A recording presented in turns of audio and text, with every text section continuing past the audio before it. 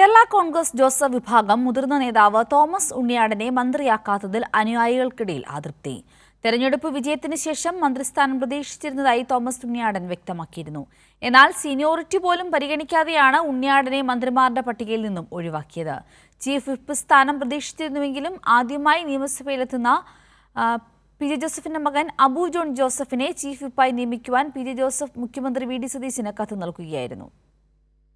തൃശൂർ ജില്ലയിൽ യു.ഡി.എഫിന് മികച്ച വിജയം കരസ്ഥമാക്കാൻ സാധിച്ചെങ്കിലും ഇരിങ്ങാലക്കുട മണ്ഡലത്തിൽ വിജയിച്ച മുതിർന്ന നേതാവ് തോമസ് ഉണ്ണിയാടൻ അവസാന നിമിഷം വരെയും തന്റെ പേരും മന്ത്രിമാരുടെ പട്ടികയിലുണ്ടാകുമെന്ന് പ്രതീക്ഷിച്ചിരുന്നു. 2 മന്ത്രിമാർ എന്നതായിരുന്നു ജോസഫ് വിഭാഗത്തിന്റെ ആവശ്യം. എന്നാൽ ഒരു മന്ത്രിയും ചീഫ് വിപ്പ് സ്ഥാനവുമാണ് പ്രഖ്യാപിച്ചത്. മന്ത്രിയായി മോൻസ് ജോസഫിനെ പ്രഖ്യാപിച്ചു.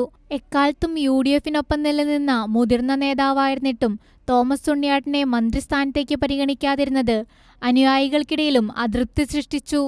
യു.ഡി.എഫിന്റെ മുൻ മന്ത്രിസഭകളിൽ ദീർഘകാലം ചീഫ് വിപ്പായി സ്ഥാനമുണ്ടായിരുന്ന ഉണ്ണിയാടനെ ഇത്തവണ ആ സ്ഥാനത്തു നിന്നും ഒഴിവാക്കി. പകരം ആദ്യമായി നിയമസഭയിലെത്തുന്ന അബു ജോൺ ജോസഫിനെ ചീഫ് വിപ്പായി തീരുമാനിച്ചു. ഉണ്ണിയാടനെ മന്ത്രിയാക്കണമെന്നാവശ്യപ്പെട്ട് തിരുവനന്തപുരത്തുൾപ്പെടെ അനുയായികൾ പ്രതിഷേധം സംഘടിപ്പിച്ചിരുന്നു. ഇരിങ്ങാലക്കുടയിലും ഉണ്ണിയാടൻ അനുയായികൾക്കിടയിൽ അതൃപ്തി പുകയുന്നുണ്ട്. കൈരളി ന്യൂസ്, തൃശൂർ.